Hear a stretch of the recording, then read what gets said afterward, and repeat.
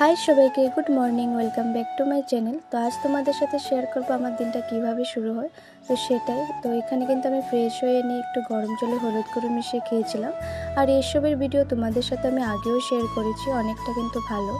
তো এরপর চলে এসেছিলাম ব্রেকফাস্টে, আর ব্রেকফাস্টে রুটি হবে, তো তার জন্য মাকে একটু হেল্প করে দিচ্ছিলাম।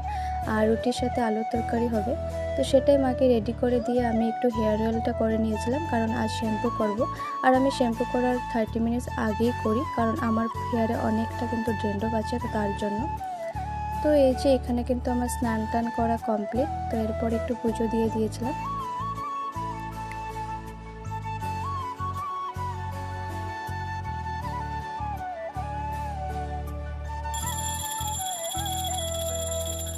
তো এই যে এখানে পুজোটা সেরে চলে এসেছি ব্রেকফাস্টে।